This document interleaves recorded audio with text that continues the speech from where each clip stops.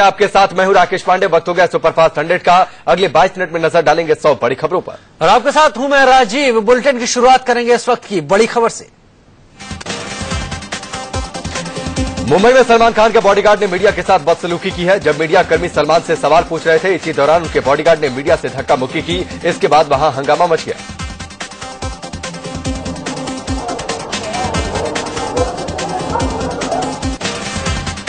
सलमान खान के बॉडीगार्ड ही नहीं बल्कि खुद सलमान भी कार्यक्रम के दौरान गुस्से में दिखे। सलमान ने भी तल्ख लहजे में वहां मौजूद लोगों पर वो भड़क उठे।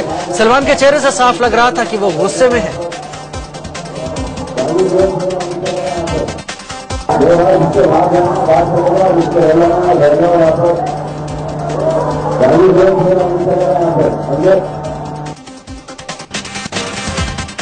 दिल्ली के ओखला में बिजली कटौती से परेशान लोगों ने देर रात एलजी हाउस के बाहर जमकर हंगामा किया। गवर्नर हाउस के बाहर लोग धरने पर बैठ गए और नारेबाजी शुरू कर दी। लोगों का प्रदर्शन अभी भी जारी है।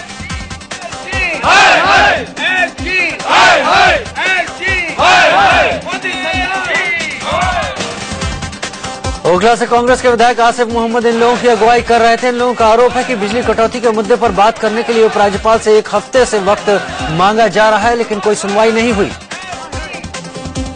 पिछले 1 हफ्ते से हम लेफ्टिनेंट गवर्नर हाउस में फोन करके टाइम मांगते हैं। लेफ्टिनेंट गवर्नर से हमें टाइम नहीं मिलता।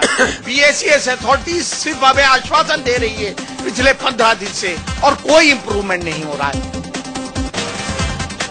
हंगामा कर रहे लोगों को देखते हुए गवर्नर हाउस के बाहर सुरक्षा बढ़ा दी गई है, लेकिन लोग मानने को तैयार नहीं थे।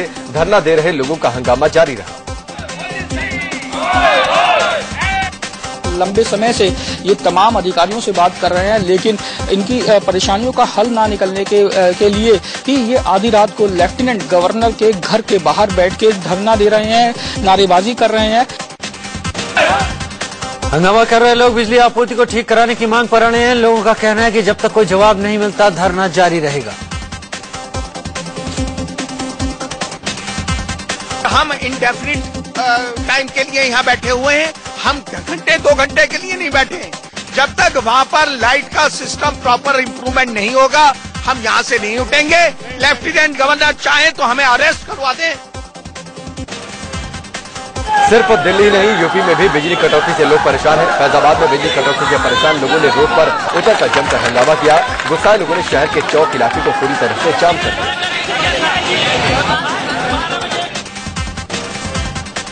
लोगों ने बिजली विभाग हंगामा किया। गुस्साए लोगों ने शहर के चौक इलाके को पूरी तरह से जाम कर दिया।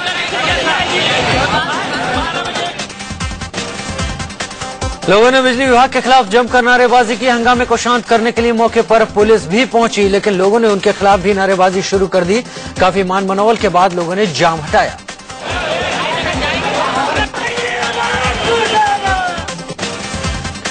मुंबई में आज हाई टाइड की आशंका जताई गई है। हाई टाइड सुबह 11:45 पर आ सकता है। मौसम विभाग ने इसको लेकर अलर्ट भी जारी कर दिया है। मुंबई में कल हाई टाइड आया था, जिसकी वजह से समंदर में काफी ऊंची लहरें उठी थी। एक तरफ हाई टाइड तो दूसरी ओर लगातार हो रही बारिश ने मुंबई वालों की परेशानी बढ़ा दी है। मुंबई में आज और कल भी भारी बारिश की आशंका जताई गई है। कल हुई बारिश की वजह से मुंबई में कई जगह जल जमाव की समस्या पैदा हो गई। बारिश के चलते सड़क पर पानी जम जाने से गाड़ियों की आवाजाही में भारी दिक्कत हुई। गाड़ियों के टायर तक पानी में डूब गए। कई जगहों पर गाड़ियां सड़क में ही फंस गई। मुंबई में हुई बारिश का असर ट्रैफिक पर भी पड़ा। सड़क पर जल जमाव के चलते गाड़ियां रेंगती हुई चली और लोगों को दफ्तर और बच्चों को स्कूल पहुंचने में देरी हुई। भारी बारिश का असर मुंबई की लोकल ट्रेनों की आवाजाही पर भी पड़ा। रेलवे ट्रैक में पानी जम जाने के चलते ट्रेनें धीरे धीरे और देर से चली। वेस्टर्न, सेंट्रल और हार्बर लाइन की लोकल ट्रेनें 5 से 25 मिनट तक की देरी से चली। मुंबई में जब से मानसून की बारिश शुरू हुई, सड़क पर हर बार पानी जम जाता है। हर साल बीएमसी दावे करती है जल जमाव की दिक्कतें नहीं आएंगी, लेकिन बारिश में ये दावे धुल जाते हैं। भले ही मुंबई में बारिश हुई हो, लेकिन पीने के पानी की किल्लत बरकरार है। किल्लत को देखते हुए बीएमसी ने 5 स्टार होटलों के साथ साथ बड़ी कंपनियों और बिस्लरी प्लांट में पानी सप्लाई बंद करने का फैसला किया है। साथ ही मुंबई में लोगों के घरों में पानी सप्लाई और कम की जाएगी। फिलहाल बीएमसी 20% कम पानी की सप्लाई कर रही है। दरअसल मुंबई की झीलें सूखती चली जा रही हैं और फिलहाल मुंबई में मुश्किल से 4 हफ्ते के पानी का स्टॉक ही बचा है। झीलों का जलस्तर जब तक नहीं बढ़ता तब तक बीएमसी इसी तरह से पानी की कटौती करती रहेगी। हिंदुस्तान का मोस्ट वांटेड आतंकी और मुंबई हमले का गुनहगार हाफिज सईद जहर उगल रहा है। हाफिज ने प्रधानमंत्री मोदी के खिलाफ पाकिस्तानी चैनल पर जहर उगला है। पाकिस्तानी टीवी धरती को दिए इंटरव्यू में आतंक के आका ने मोदी को पाकिस्तान के लिए बड़ा खतरा बताया। नरेंद्र मोदी RSS का तरबियत याफ्ता शख्स है, सही, और इस वक्त वो अपने साथ जो काबीना लेके आया है वो सारे ही मुतशद्दद, इंतहाई मुतशद्दद लोग हैं जिनका माजी तशद्दुद से भरा हुआ है कि ये सूरत हाल पाकिस्तान के लिए खतरनाक है। पाकिस्तान को अपना दिफा बहुत मजबूत करना चाहिए। एक तरफ आतंक की साका ने मोदी को खतरा बताया तो दूसरी ओर हिंदुस्तान के खिलाफ जिहाद का भी ऐलान कर दिया। पाकिस्तानी चैनल को दिए इंटरव्यू में हाफिज ने कहा कि वो हिंदुस्तान के खिलाफ जिहाद को लेकर पूरी तरह से तैयार है। जाहिर है इसको मुसलमान की हर जंग जिहाद होता है। जब मुसलमान जंग करता है ना तो वो दुनिया वालों की जंगों जैसी जंग नहीं होती। मुसलमान जब लड़ता है अपने तरीके से, अपनी प्लानिंग से, अपने मकासद के तहत, तो वो फिर जिहाद। हाफिज ने पाकिस्तानी प्रधानमंत्री के भारत दौरे की भी निंदा की। हाफिज ने कहा कि शॉल और साड़ियों की भेंट गलत है और उसका विरोध किया। ये साड़ियां बेच रहे हैं और वो जनाब इस तरह के इल्जामात दे रहे हैं पाकिस्तान के खिलाफ। ठीक है, तो बड़े अफसोस की बात है। बहरहाल मैं समझता हूं कि साड़ियां बंद करनी चाहिए। पाकिस्तानी चैनल को दिए इंटरव्यू में हाफिज ने कहा कि नवाज शरीफ जब हिंदुस्तान आए तो उनके सामने सवालों की लिस्ट सौंपी गई और उन सवालों पर चार्जशीट दी गई। उस चार्जशीट को कबूल करने के लिए नवाज पर दबाव बनाया गया। ये पाकिस्तान की आजादी पर हमला था। हमारे वज़ीर आज़म को बुलाया गया और बुला के उनको चार्जशीट किया गया। हमारे वज़ीर आज़म को यानी चार्जशीट कर रही है, सवालात दे रही है कि आप इसका जवाब दें। ठीक है, ये पाकिस्तान के वकार पर, इज्जत पर, आजादी पर हमला था।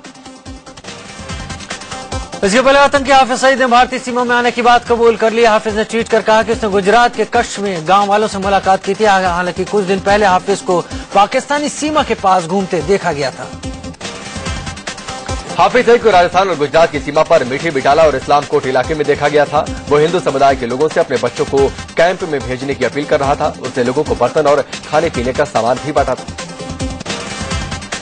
पुणे में गुरुवार को हुए ब्लास्ट को लेकर महाराष्ट्र पुलिस ने बड़ा खुलासा किया है। खुलासा हुआ है कि धमाके के पीछे इंडियन मुजाहिदीन का हाथ है। एनआईए ने आतंकी संगठन इंडियन मुजाहिदीन के इंटरनेट मैसेज को इंटरसेप्ट कर पता लगाया है कि आतंकियों के निशाने पर महाराष्ट्र पुलिस थी। पाकिस्तान में बैठे आतंकियों ने इंडियन मुजाहिदीन के स्लीपर सेल को ब्लास्ट करने का आदेश दिया था। ऐसी भी खबरें हैं कि आतंकी पुलिस वालों से बदला लेना चाहते हैं। पुणे धमाके की जांच महाराष्ट्र ATS को सौंपी गई। पुणे में पुलिस स्टेशन के पास हुए धमाके के बाद महाराष्ट्र के दूसरे शहरों में अलर्ट जारी कर दिया गया है। मामले की जांच में जुटी NSG को धमाके की जगह से कील और बॉल बेरिंग मिले हैं, जिनकी जांच की जा रही है। जांच में पता चला कि जिस मोटरसाइकिल के जरिए धमाका किया गया वो चोरी की है, नंबर 17 का है। माना जा रहा है कि CCTV फुटेज से धमाके का सुराग मिल सकता है। फिलहाल अभी तक इस धमाके की किसी संगठन ने जिम्मेदारी नहीं ली। पुणे में फरसखाना पुलिस स्टेशन के ठीक सामने और मशहूर दगड़ू सेठ मंदिर के पास कम तीव्रता का धमाका हुआ था। पुलिस के मुताबिक धमाका थाने की पार्किंग में खड़ी एक मोटरसाइकिल में हुआ था। प्रधानमंत्री नरेंद्र मोदी को अमेरिकी राष्ट्रपति बराक ओबामा ने अमेरिका आने का न्योता दिया है। अमेरिका के उप विदेश मंत्री विलियम बर्न्स ने दिल्ली में मोदी से मुलाकात की और उन्हें राष्ट्रपति बराक ओबामा की ओर से भेजी गई चिट्ठी सौंपी। पीएम मोदी ने बराक ओबामा का न्योता कबूल कर लिया है। मोदी ने अमेरिकी उप विदेश मंत्री विलियम बर्न्स से मुलाकात के बाद उम्मीद जताई कि सितंबर में होने वाली उनकी अमेरिका यात्रा का कोई ठोस परिणाम निकलेगा। पीएम नरेंद्र मोदी के प्रधान सचिव नृपेंद्र मिश्रा की नियुक्ति पर मुहर के लिए टेलीकॉम मंत्री रविशंकर प्रसाद ने टेलीकॉम रेगुलेटरी कानून में संशोधन का प्रस्ताव पेश किया। लोकसभा में बिल पेश होने के दौरान विपक्ष ने जोरदार विरोध किया। ट्राई बिल में संशोधन को पेश करने पर टीएमसी सांसद सौगत राय ने सवाल उठाया। उन्होंने कहा कि एक रिटायर्ड IAS अफसर के फायदे के लिए ट्राई की स्वायत्तता छीनी जा रही है। अध्यादेश के जरिए ट्राई के पूर्व अध्यक्ष नृपेंद्र मिश्रा की नियुक्ति की गई थी, लेकिन ट्राई कानून के मुताबिक पद छोड़ने के बाद ट्राई के अध्यक्ष केंद्र या फिर राज्य सरकार में नौकरी नहीं कर सकते। इसमें बदलाव के लिए ही संशोधन प्रस्ताव लाया गया। वित्त मंत्री अरुण जेटली ने इंडिया न्यूज के एडिटर इन चीफ दीपक चौरसिया से खास बातचीत की। बातचीत में जेटली ने पीएम नरेंद्र मोदी के प्रधान सचिव नृपेंद्र मिश्र की नियुक्ति को सही ठहराया। वित्त मंत्री अरुण जेटली ने नेशनल हेराल्ड केस में नाम आने पर कांग्रेस अध्यक्ष सोनिया गांधी पर भी निशाना साधा। इंडिया न्यूज के एडिटर इन चीफ दीपक चौरसिया से खास बातचीत में जेटली ने कहा कि सोनिया गांधी के पास कोई जवाब नहीं है तो वो अपनी गलती मान ले। इसका मेरिट पे अगर वो जवाब दे दे तो बहुत अच्छा होगा, विषय समाप्त हो जाएगा। अगर जवाब है तो और अगर कोई जवाब नहीं है तो अपनी गलती को स्वीकार करें। इस खास बातचीत में वित्त मंत्री ने कम तनख्वाह पाने वालों को टैक्स में ज्यादा रियायत नहीं दे पाने पर दुख जताया। उन्होंने कहा कि विरासत में उन्हें खराब अर्थव्यवस्था मिली है। मेरा यही सबसे बड़ा खेद है कि मैं और ज्यादा देना चाहता था छोटे टैक्स पेयर्स को। ये खेद है आपको? मुझे खेद है, लेकिन जिस परिस्थिति में मुझे अर्थव्यवस्था विरासत में मिली है, उस अर्थव्यवस्था की जेब में इतना पैसा नहीं है कि मैं इतना दे पाऊं। बीजेपी अध्यक्ष बनने के बाद पहली बार अहमदाबाद पहुंचने पर अमित शाह का भव्य स्वागत किया गया। गुजरात की मुख्यमंत्री आनंदीबेन पटेल ने शाह की अगवानी की। कार्यकर्ताओं ने रोड शो के दौरान जमकर नारेबाजी की।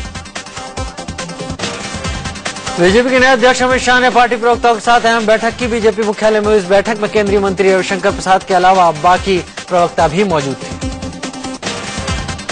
9 जुलाई को बीजेपी अध्यक्ष बनने के बाद अमित शाह टीवी डिबेट में जाने वाले बीजेपी नेता भी मौजूद थे। मुंबई में एमएनएस अध्यक्ष राज ठाकरे ने एक चुटकुले के जरिए प्रधानमंत्री नरेंद्र मोदी पर निशाना साधने की कोशिश की है। एमएनएस चीफ राज ठाकरे अपने बेटे अमित ठाकरे को सक्रिय राजनीति में उतारने का ऐलान कर सकते हैं। माटुंगा में होने वाले एक कॉन्क्लेव में अमित को महाराष्ट्र नवनिर्माण विद्यार्थी सेना की कमान सौंपी जा सकती है। बीजेपी सांसद वरुण गांधी कांड बवाल में गिरफ्तार बीजेपी कार्यकर्ताओं से मुरादाबाद जेल में मिले। राज्यसभा के उपसभापति पीजे कुरियन ने सरकार को बोकारो रेपकांड की जांच के निर्देश दिए। इससे पहले राज्यसभा के तमाम सदस्यों ने बोकारो रेपकांड की जांच की मांग की थी। दरअसल पिछले दिनों बोकारो में एक महिला से छेड़छाड़ के आरोपी शख्स की नाबालिग बहन के साथ रेप का फरमान पंचायत ने सुनाया था। जेडीयू के 4 बागी विधायकों की सदस्यता रद्द करने के मसले पर आज फैसला आ सकता है। विधानसभा अध्यक्ष उदय नारायण चौधरी के सामने इन 4 बागी विधायकों ने 5 जुलाई को अपना पक्ष रखा था। जेडीयू ने उदय नारायण चौधरी से पार्टी के 4 बागी विधायकों ज्ञानेंद्र सिंह, रविंद्र राय, नीरज बबलू और राहुल शर्मा की सदस्यता रद्द करने की सिफारिश की। इनके अलावा 2 अन्य विधायक राजू सिंह और अजीत कुमार का मामला भी अध्यक्ष के सामने रखा जाएगा। हाल में हुए बिहार के राज्यसभा चुनाव में इन सभी ने न सिर्फ बाहरी उम्मीदवारों का समर्थन किया बल्कि पार्टी के उम्मीदवारों के खिलाफ वोट दिया। राजस्थान की मुख्यमंत्री वसुंधरा सिंधिया ने विधायकों की बैठक में लेट आने वाले 11 विधायकों पर जुर्माना लगाया है। भिवंडी की एक अदालत ने कांग्रेस उपाध्यक्ष राहुल गांधी को समन जारी कर 7 अक्टूबर को पेश होने का आदेश दिया है। राहुल गांधी ने चुनाव प्रचार के दौरान मुंबई से सटे थाने में एक भाषण में कहा था कि संघ के लोगों ने महात्मा गांधी को मारा। 2G केस में वरिष्ठ वकील उदय यू ललित सुप्रीम कोर्ट के जज बन सकते हैं। सुप्रीम कोर्ट कॉलेजियम ने उदय का नाम सरकार को भेजा है। उदय यू ललित अमित शाह के वकील भी रह चुके हैं।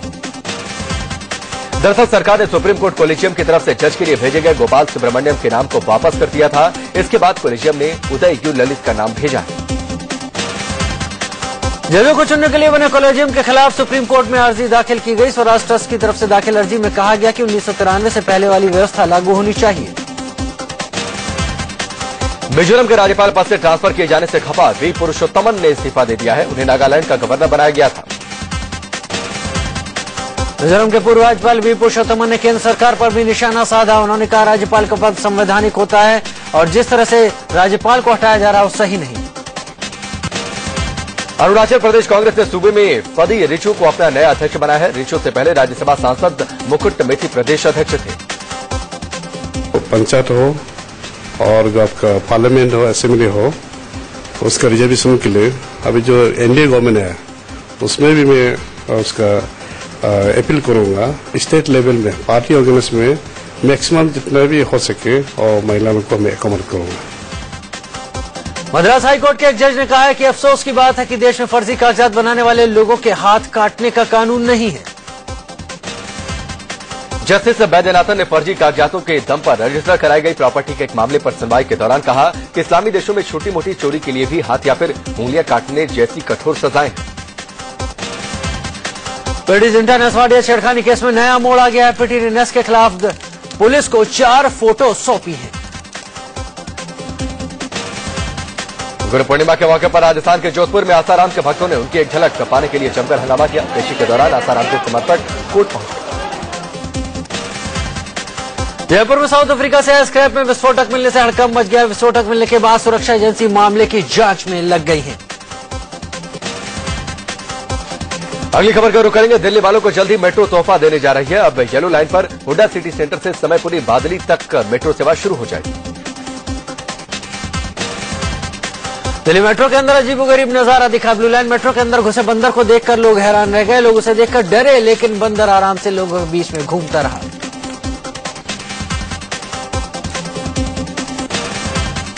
जिसने भी मेट्रो के अंदर बंदर को देखा उसे अपने मोबाइल में कैद करने लगा। लेकिन अपनी भागम भाग के लिए मशहूर दिल्ली के लाइफ स्टाइल में लोग बिना रुके अपनी मंजिल के लिए रवाना होते गए। दिल्ली के स्कूलों में पढ़ाने वाले 10,000 गेस्ट टीचर की हड़ताल के बाद उनमें से कई टीचर जंतर मंतर पर अनिश्चितकालीन आमरण अनशन पर बैठ गए। गाजियाबाद में इंदिरापुरम के एटीएस बिल्डिंग में आग लगने से अफरा तफरी मच गई। आग में कई कारें जलकर खाक हो गई। आग पर काबू पाने के लिए दमकल की 2 गाड़ियों ने काफी देर तक मशक्कत की। आग लगने की वजह शॉर्ट सर्किट को बताया जा रहा है। गाजियाबाद के वसुंधरा इलाके में एक कार के हिंडन नहर में गिर जाने से उसमें सवार 2 बच्चों की मौत हो गई, जबकि उसमें सवार पति पत्नी की जान बच गई। कार में सवार बच्चे खोड़ा में अपनी मां के घर जा रहे थे और कार उनके मामा चला रहे थे। दिल्ली के जैन नगर में बिजली विभाग की लापरवाही से 19 साल के एक युवक की मौत हो गई। दरअसल युवक के घर के ऊपर से 11,000 वोल्ट की बिजली का तार गुजरता है। युवक उसी तार की चपेट में आ गया। मुंबई सटे नाला सोपारा में एक स्कूल की दीवार चाल पर गिरने से 5 लोग घायल हो गए। दिल्ली के सराय काले खां इलाके में बाइक सवार बदमाशों ने एक जिम ट्रेनर को गोली मार दी। घायल हालत में जिम ट्रेनर रिकी को अस्पताल में भर्ती करवाया गया। दिल्ली के मानसरोवर पार्क इलाके में बदमाशों ने गन पॉइंट पर एक घर से लाखों की लूट को अंजाम दिया। नोएडा पुलिस ने सेक्टर 93 के एक घर में हुई 12 लाख की चोरी के मामले में आरोपी नौकर को गिरफ्तार किया है। आरोपी नौकर चोरी के बाद लखनऊ भाग गया था। गाजियाबाद में सेल टैक्स डिपार्टमेंट ने एक कार से 12 किलो सोने के बिस्किट बरामद किए। NS-24 पर एक कार की चेकिंग के दौरान सोने के बिस्किट पकड़े गए। सेल टैक्स डिपार्टमेंट ने कार के ड्राइवर को हिरासत में लेकर पूछताछ शुरू कर दी है।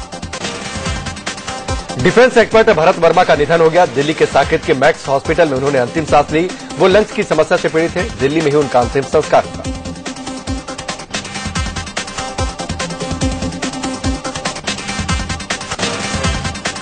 यूपी के बिजनौर में एक युवती के साथ गैंगरेप की सनसनीखेज वारदात सामने आई। युवती अपनी एक सहेली और युवक के साथ रेहड़ा इलाके के खानूवाला जंगल में घूमने गई थी। वहीं उसके साथ 4 युवकों ने गैंगरेप किया।